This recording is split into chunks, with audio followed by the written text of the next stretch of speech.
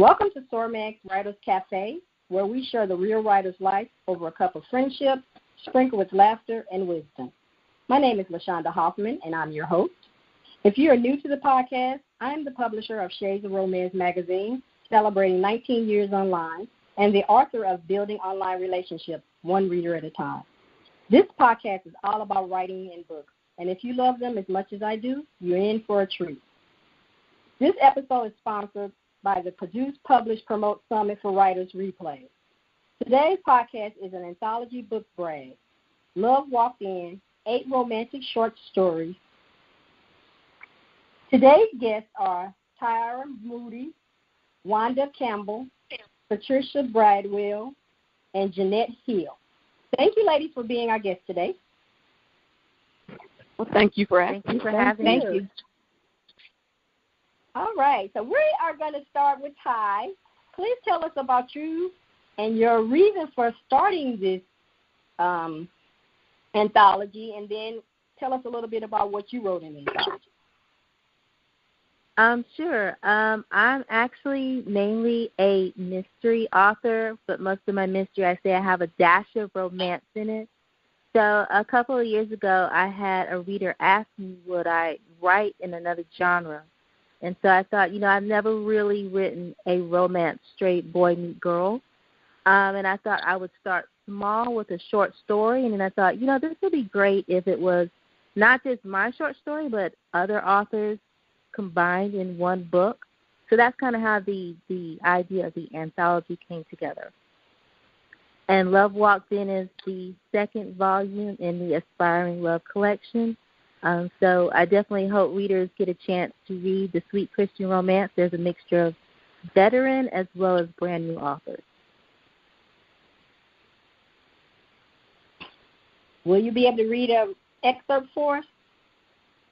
I can read an excerpt for you, but let me tell you a little bit about my story first. It's called Southern Delight. So it's Nia Michaels is an author who currently is experienced writer's block. She's determined to send her next novel by the deadline, but she's struggling for inspiration. Her own love life certainly doesn't reflect the sweet romance stories she's grown accustomed to reading and writing. But when a man walks inside Southern Delight's cafe, catching Nia's eye, she's delighted to find the perfect male character for her novel. She sure wouldn't mind getting to know him for herself. And let me see if I can pull up the excerpt for you really quick.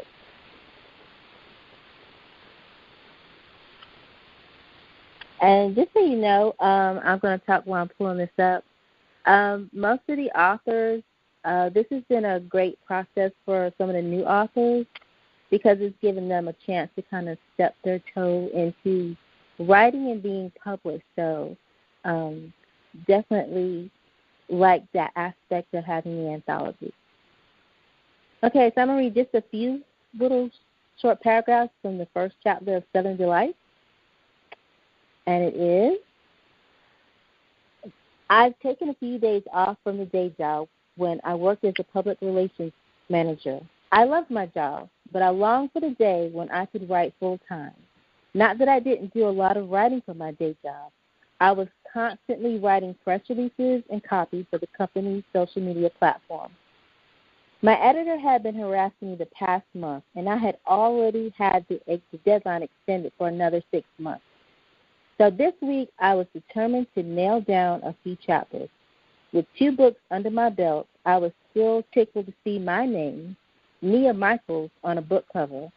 The crazy thing was, I wrote sweet romance novels that were not anything like my life. Maybe that's my problem. I need romance in my life. So lately, I've been in this funk. 3 years have passed since I've been in a serious relationship. And let's just say the last one turned me off to the whole dating boyfriend process. That's what it was to me, a process to see if I was a good match for someone else. But I wasn't having much success. My constant prayer was to be ready when Mr. Right would find me. But, Lord, I'm wondering if I'm even showing up on the GPS. So I'm going to leave it at that. Oh, I like that. It's a good start. Miss Wanda, are you ready? Wanda, please tell us a little bit about you. Go. Okay, well, my name is Wanda B. Campbell, and I live in the San Francisco Bay Area, and I have been writing Christian fiction for, I think, 12 years now. I currently have 12 titles in print, and I love writing about romance, so when this anthology presented itself, I just had to say yes, being a romantic at heart.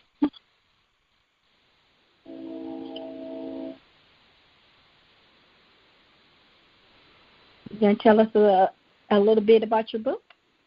Okay, keep going. Okay. So my contribution to Love Walked In is titled Eyes Wide Shut, and it's a story of Lexi Turner, who was a sheltered church girl and who couldn't wait till she was grown to get out and discover the world and catch all the things she missed. And because of that, she got caught up into certain things, and she literally has scars to prove it. So now she's trying to redeem the time and refocus her life on her education and starting a business. And in here, Love walks in when she meets Felix the Clown at one of her parties. And I'll now read an excerpt when she first sees Felix. So after tasting the length of the building, her head jerked when she heard an engine roar and then tires screech. The sounds belonged to a black Dodge Charger parking at the end of the front aisle. Her head shook in disgust. She hated it when people sped through parking lots as if they were on a speedway. She started to turn away, but the driver's door opened and bright blue and red clown shoes hit the pavement. It's about time, she started toward him, but stopped dead in her tracks when a 6-feet-plus frame emerged. In seconds, Lexi inspected Felix the Clown from bottom upward. Black clown pants with green suspenders seemed to go on forever. The pants were baggy, as they should be, but failed to camouflage muscular thighs. Perfectly defined biceps bulged from underneath the sleeves of a white shirt with yellow, blue, and green buttons with red bow tie. They flexed as he donned the black, red, and blue checkered jacket. White gloves covered his hands. His facial features were hidden behind white face paint, a red nose, and red lipstick. His head was hidden underneath a red wig. He briefly looked down at a piece of paper, then discarded it inside the vehicle. After retrieving a black bag from the back seat, Felix the Clown started toward the building. "Oh, my," Lexi whispered. Maybe it was the shoes, but she had never seen a clown, or any man for that matter, with a gait as sexy as Felix the Clown.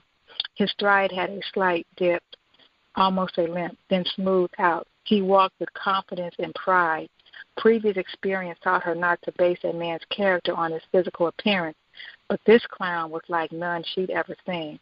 Even hidden behind clown makeup, Felix was fine. If he impressed the kids half as much, the party would be a success. And so I'll stop there. Thank you. When you said Felix the Clown, I was like, is she saying clown?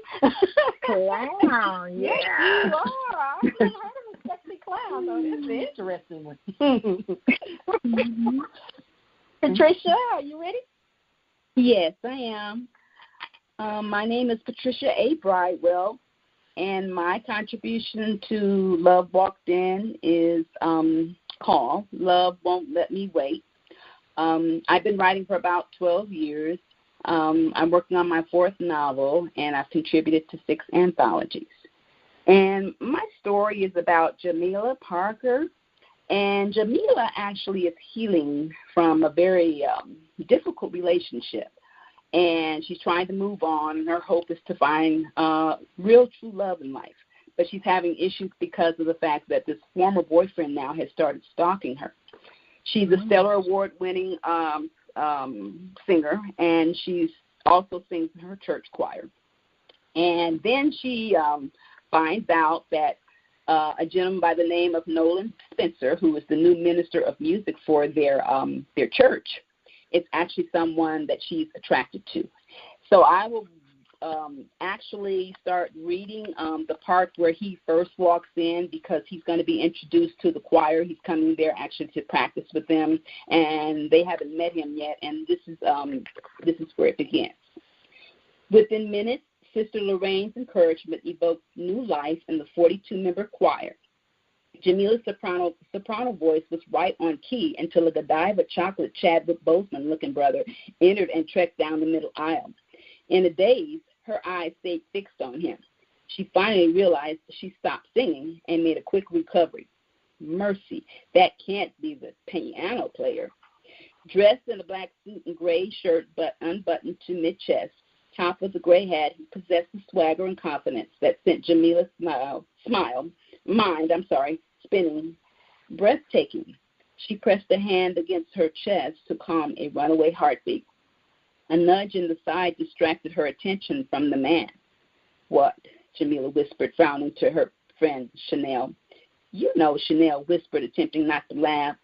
Standing in the front row, Jamila was privy to the fragrance of the Hanson brothers' cologne when he walked by. "Lord, please forgive me." After he approached the piano, he turned and surveyed the choir. His eyes stalled on Jamila. A smile as big as the moon stretched from ear to ear. Jamila returned the smile and diverted her attention. A deep voice brought her back to the present. "Let's talk after rehearsal," Otis whispered over her shoulder. Jamila hadn't noticed that he crept in late and taken a seat behind hers. She cut her eyes at Otis and leaned into his ear. "No." Why did he decide to move back to L.A.? Otis twisted his mouth and shot a glare at the piano player. The song ended, and so did the engaging moment with Mr. Dreamboat. Otis had ruined the potential opportunity to explore a new friendship. She was tired of hearing his same old broke-down story about rekindling their relationship. She was over him. Okay, that's it. Thank you. Hello? Oh, thank you. Miss Jeanette, you ready? I guess I had better be. Since I looked up on bringing up the rear, my name is Jeanette Hill. I guess I am an author now. I am, in my normal life, I'm a playwright. And I've written, just to keep it in excess of 100 plays.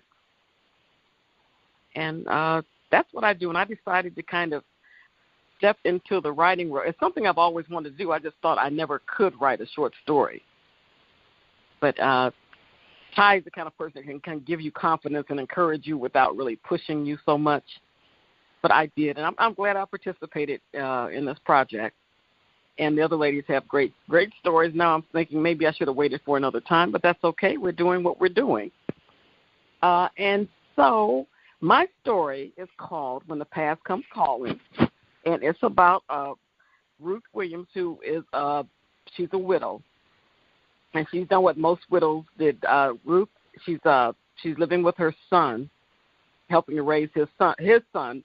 But now his son is getting to be a teenager, so he doesn't need as much hands-on as he had before. So now she's kind of feeling like a fifth wheel, which is also being nudged on by her daughter-in-law, trying to hint that maybe she needs to find her own place to live now that she's not needed anymore. But on an excursion back to her old neighborhood, she runs into a guy she went to high school with. And they just kind of pick up from there with the dance of those who are on the shady side of 60. And that's where I'll start the story. I'll start at the beginning, okay? And as soon as I said that, naturally I lost the page.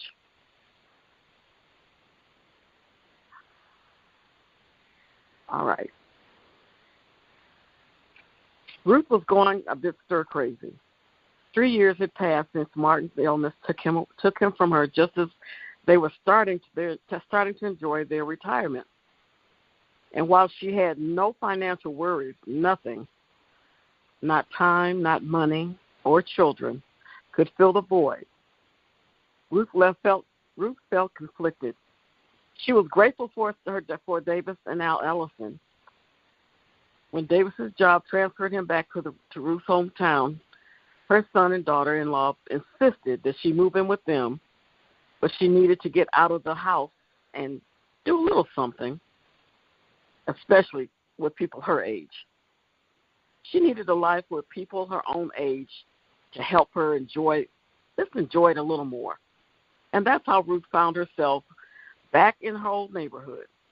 Now, most of the houses in her old neighborhood had been replaced with condos and boutique businesses with names like the Juicery and Brittany's Yoga Palace. Well, she pulled into what used to be the Miller grocery store, but the newly remodeled contemporary building told her that it was no longer a mom-and-pop store. She hated spending so much time reading labels, but diabetes was taking away her last guilty pleasure, eating. She stopped, and when she thought she heard someone calling her name, Ruth, it was more of a question than a greeting. A tall, dark-skinned man with salt and pepper hair gave her a questioning look. Ruth Sullivan? She squinted as she came closer. Clyde? Clyde Anderson. More than 40 years had passed since she'd seen Clyde, but that Anderson walk was unmistakable. All of the Anderson boys had bowed legs and walked with a little swagger. And when he neared, those deep dimples confirmed it was him. Ruth, I haven't seen you in... They just hugged in that familiar way old friends hug and stepped back, eyeing each other to see what had changed and what had not. Wow, you look good, and so do you. Well, a little less gray hair. What's left is really gray, but I can't complain. Clyde took off his cap and rubbed his head. She laughed. Let's not talk about gray hair, okay? I haven't seen you around here before.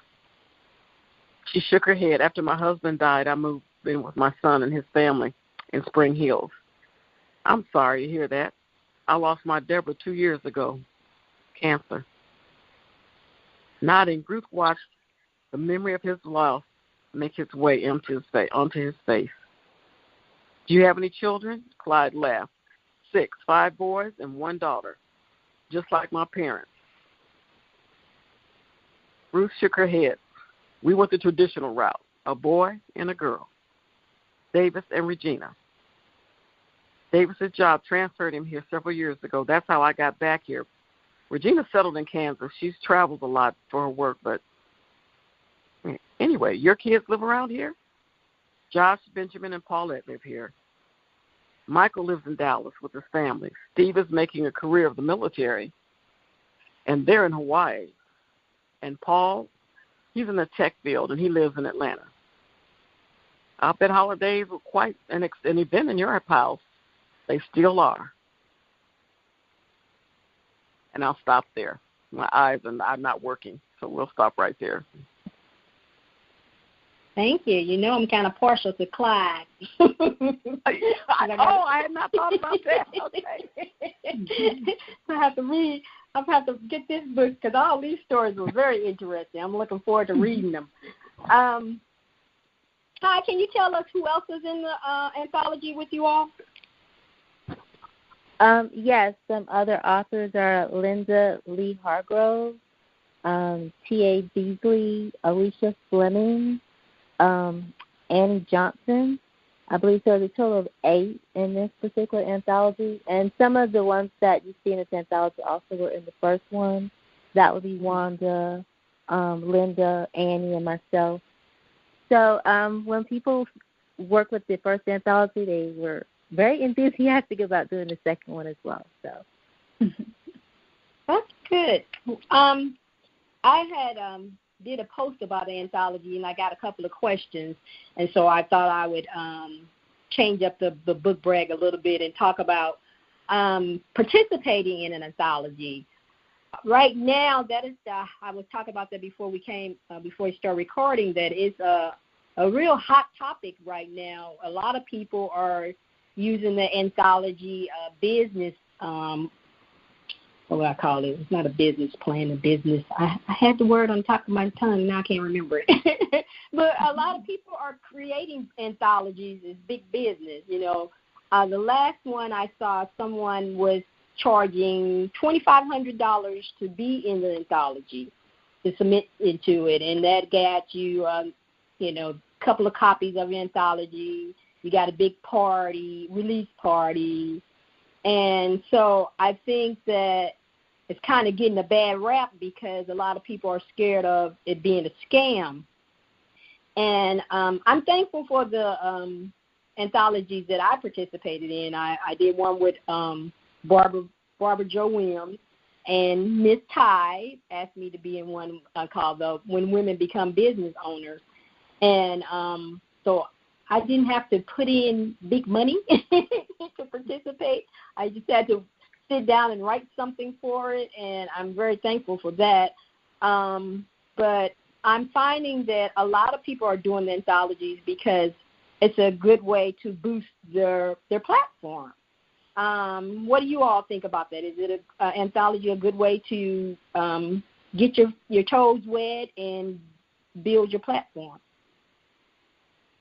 Well, I would definitely say, since I worked with a couple of new authors in both anthologies, it's definitely an opportunity if you're looking to get published, if you're looking to learn the process, because all the authors had to go through the editing process. I have a really good editor who I work with on my book, who also worked with the anthology, and she's one of those editors who teach you as you write, her comments on the side. She's kind of teaching you. So I felt like at the end, the new authors really were strengthened by going through the editing process. And also I hope they learn a little bit about the publishing side as well. And speaking of anthologies, the first anthology, I did not charge anything. I kind of took on all that on my own. I have to say for the next ones, I did decide to charge a small editing fee based on the word count. And I thought most of the authors thought that was fair. It was all less than $50 just to make sure that they got the proper editing that they needed. So, yeah, I think participating in anthologies, you should definitely see it as a great opportunity to jump into the publishing field, but it should not break your bank or your budget. I know there's some authors out there who are kind of like myself who just are looking at it as an opportunity to bring authors together in a project that we think readers would really love or benefit from. Mm-hmm.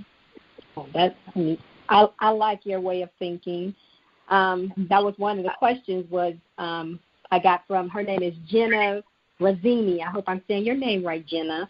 Jenna wanted to know, was it a reasonable investment to do as a new author? As an anthology or the $2,500? As an anthology. I don't think she had put down the money yet. That was my contribution. Okay, so this is Wanda speaking. So my actual first published work was in an anthology by Kendra Norman Bellamy at that time, The Midnight Clear. Mm-hmm. And my short story, Mommy's Present, actually became the prequel to my best-selling novel, my top-selling novel of all time, Right Package, Wrong Baggage. And so in that anthology, I was with some seasoned as well as new authors, and it was a good way to learn how producing a book kind of works. So I think every author, a new author, should really try it if they're afraid to step out on their own. But that being said, I think they also need to look at the business side first to see what am I getting for this fee, and is this fee really reasonable? Because the $2,500, you can publish your own book for that amount if you know how to do it. Right, so you have to look at, what am I getting? Am I getting one or two copies? Am I getting any royalties, which you usually don't get with an anthology? So you have to learn those things. And what do I hope to get? Do I hope to be put out on a platform? You have to be realistic in your expectations, and you also have to be very diligent in learning what is being offered to you, so you won't have you won't be looking sad later on, just saying, I just put my money out. That's excellent advice, because I had my sister, she's a therapist, and she was thinking about doing an anthology with someone, and when she told me the price, I was like, girl, you can do 4 or 5 books for that price. Right. Wow. Right. Oh.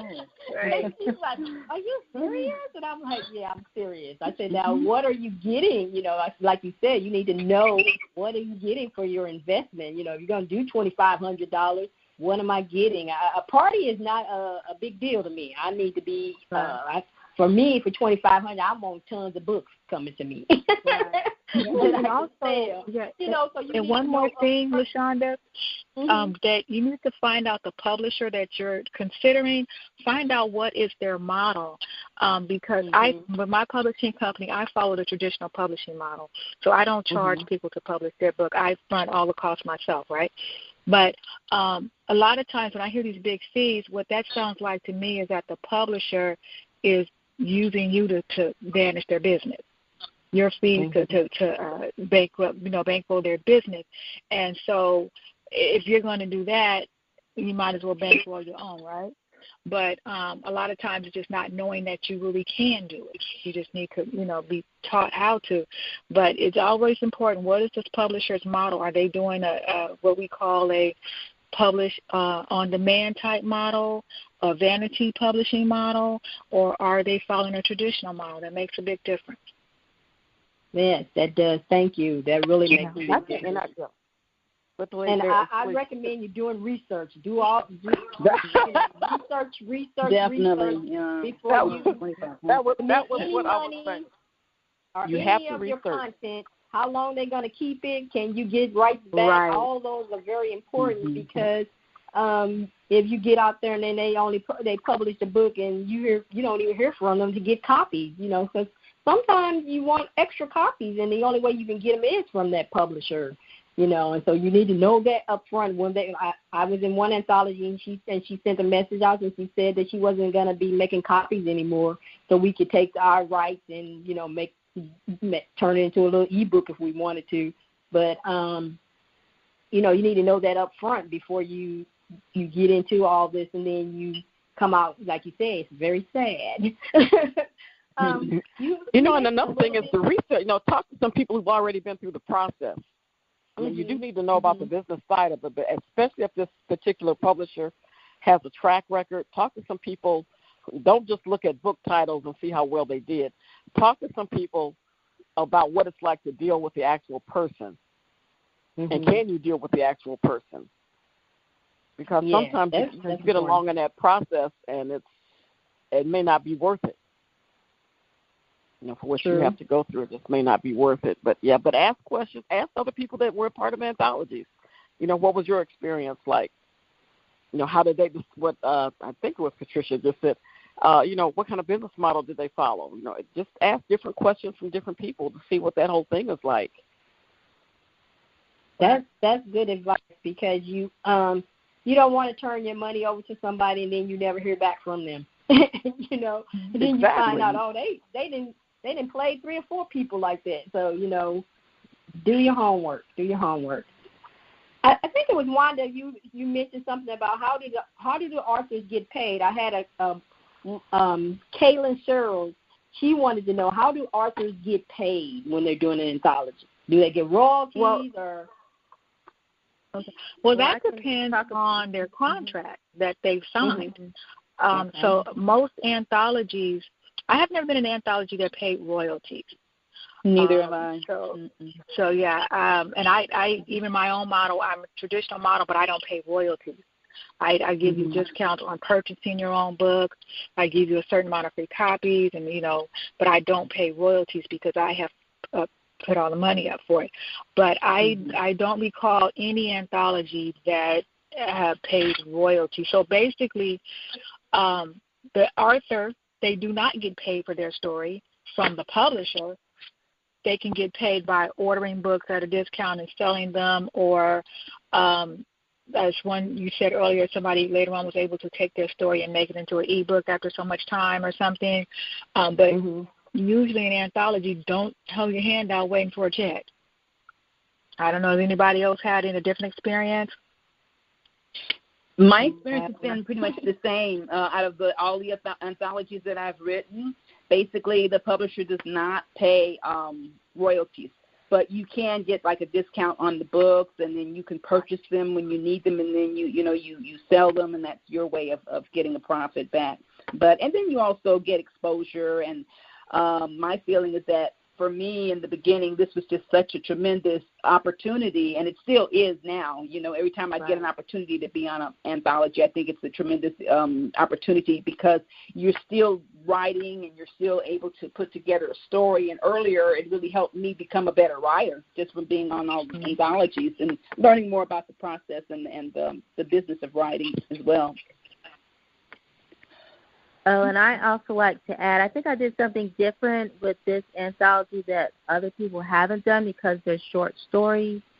Not only do I discount the paperback, but the co-authors have the opportunity to publish their short story as a separate ebook 3 months after the release of the anthology. I thought that was fair. They also get their money back from the editing fee that they put forth. So they have that opportunity to do that. Okay. Mm-hmm. All right. Thank you. We're going to take a break for our sponsor. This episode's sponsor is the Produce, Publish, Promote Summit for Writers Replays. Did you miss the Produce, Publish Summit for the writers this year? You still have a chance to catch the replays. 9 amazing presenters this year. You can gain access into the Summit's portal. Inside the portal, you will have access to 3 days of Summit content. You'll also have access to the 4 previous Summits. Check the show notes for the link to order your access into the Produce, Publish, Promote, Replay portal. Welcome back to the Stormags Writers Cafe. Today we're inside the book Brag. Our guests are Tyora Moody, Wanda Campbell, Patricia A. Bridewell, and Jeanette Hill. And we have been discussing participating in an anthology.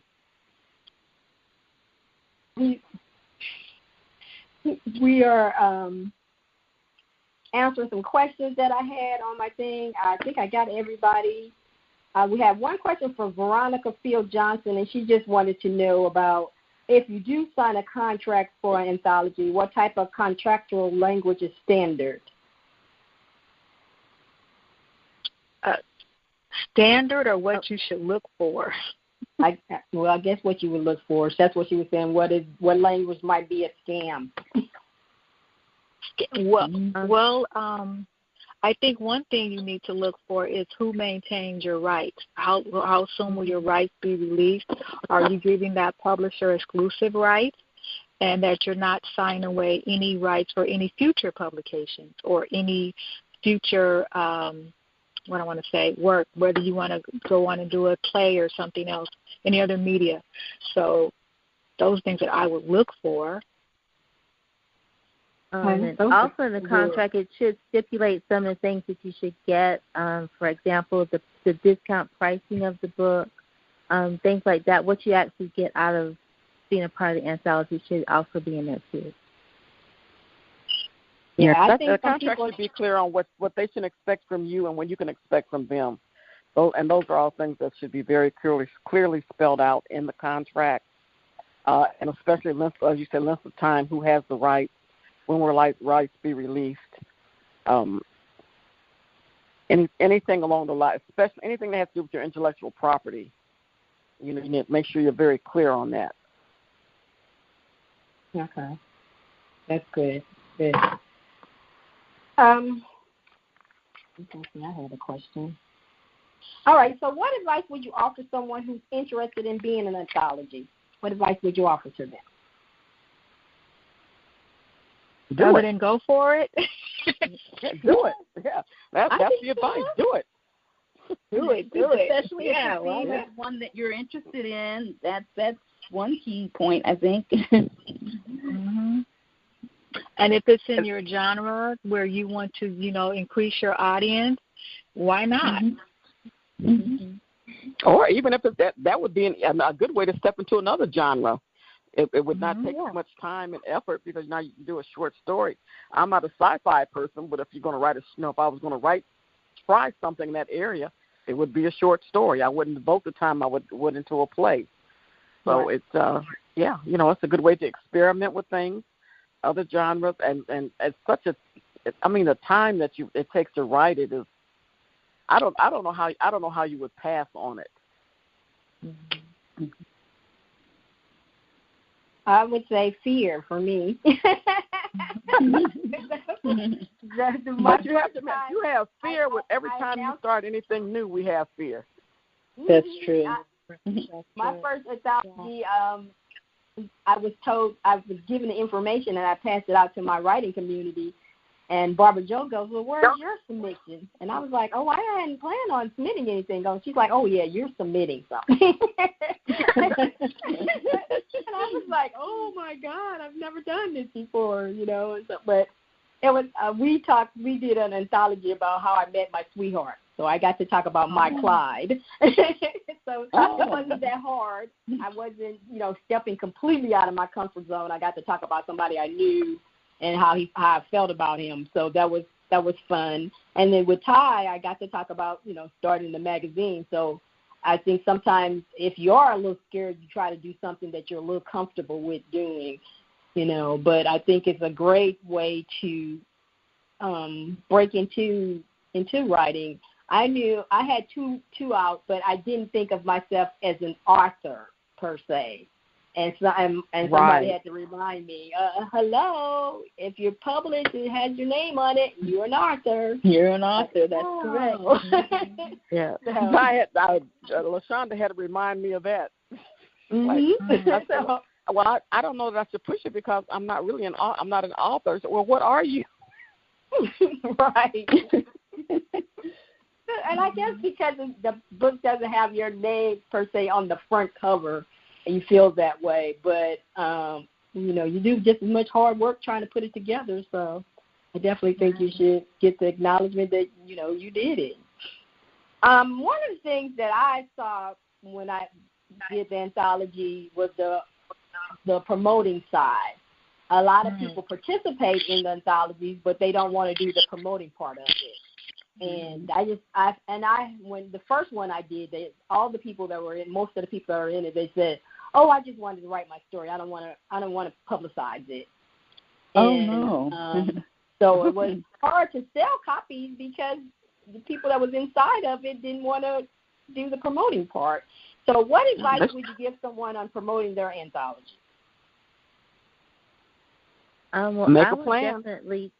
Make a plan. And one of the things I try to do is provide graphics and things social media-wise to spread the word. Definitely you want to have a release date out that's way out that people are aware of, that they can all target, and just encourage the authors. And most of the authors I've worked with have always been, pretty good about promoting their work on the release date and still afterwards still wanting to have copies, to place on their book tables to sell later on.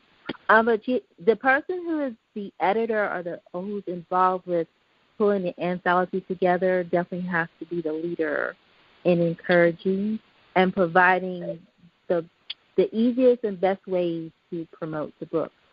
So I think that's kind of key too. Mm-hmm. Yeah, and I need to applaud people that they're just not going to be interested in doing it. Yeah. Ty did an excellent job of providing everything we needed in terms of graphics and everything else. So it was such an easy thing to do. It was just a matter of reposting. It really wasn't, we didn't have to do a lot of anything because Ty took care of that. She's excellent. That was very helpful, too. Yeah, so sometimes you have to take a step forward. Yeah. Because I even told him, your synopsis, can you give it to me in Twitter format? So, you got to kind of think ahead of giving them the easiest way to promote on any of the social platforms that they're on. So definitely back to, and even just marketing your own book, it all boils down to having some type of marketing plan, but it's just not just you, it's multiple people. And I like the idea of having a marketing plan. I also think that if you are going to do an anthology and you're compiling it, that you maybe offer some type of training to people who are newbies. They've never done it at all. They don't know, what to do. Give like Ty, she gave you graphics, she gave you quotes to use, different things like that. and that's helpful for somebody that's new at it. They don't understand what they need to do, but they want to do different things, and I've been to a couple of release parties that people have done for their anthologies, which were really nice. I think that's with the bigger anthology that people are doing where you pay into it. That's one of the things is that you have a release party, and so you do this huge book signing, and they have a really good time, get the experience of doing a book signing and meeting new people and, your family coming out to support you and stuff. And so I like that for the book release party, but I think that sometimes it gives them the idea that that's how it's going to always be. And so I think that you also got to make sure that you let your people know that every time you have a book signing, it's not going to be 500 people there. Right. So. Yeah, and you know what it's like anything else, so I'm a church girl, right? So I can talk about church work. It's like even in a big church, you only got a little core that does the grunt work, and then you got everybody else that show up for the good time.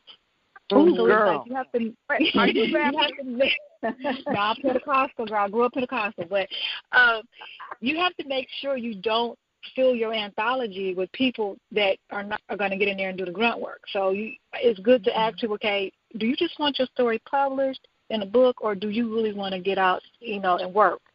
And from there, then that's how you try to balance it out, maybe 70-30 or something, but because authors I find are really strange like that. They like the release party, they like the people and the attention, but they don't want to do the work that it takes to get that, and I don't know why we do that, but so you have to kind of make sure you get that right mix of people and educate them along the way.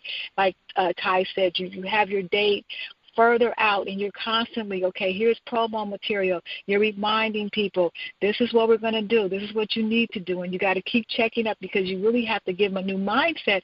Because I found when I became an author, I found that most authors thought when the book and the story was released, they were going to be instant celebrities, and people were going to come to them.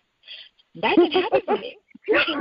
So people have that idea, I'm an author, and the people are just going to come.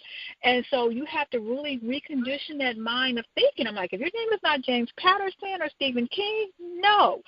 So it's a lot of education involved. It definitely is. My experience, I'm from the promotion side. So when I did the first anthology, I was ready. I'm ready to promote. I'm ready to get it out there. And I think it might have been like 10 of us, and maybe 3 people wanted it. Because at that time I was doing a radio show. So I was like, we're going to do the radio show. You guys are going to be on Stormag. We're going to do this. We're going to do that. And so Barbara calls me back, and she goes, they don't want to do anything. I was like, what? How are we going to sell this? And she goes, this book we're not going to make lots of money on. And I was like, oh, I do that with actors. So the way I explain it to them is that, okay, you don't want to, if you don't want to do it, so people are coming in to see you. If you can't get people to come in here to see you, how do you expect me to get people to come in here and see you? Oh, that's good. Mm-hmm. That's true. That's true. And I have seen that I've been in book signings when it's like 12 of us and 3 people show up, and I was like, well, don't none of us have anybody?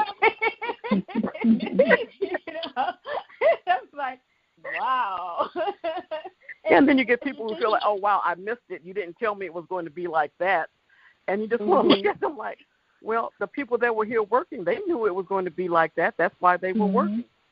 Right. Mm-hmm. Yeah, I think you definitely have to prepare people.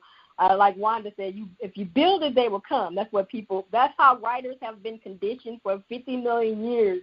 But no matter how much you build, that doesn't mean anybody's going to show up. And that's the hardest part for, I think, authors to realize is that you have to go out there and find the readers. The readers don't come knocking on your door, and that's really hard when you're doing like an anthology, because one person might know somebody in that, but to invest in it, they got to decide, well, do I want the rest of them stories too?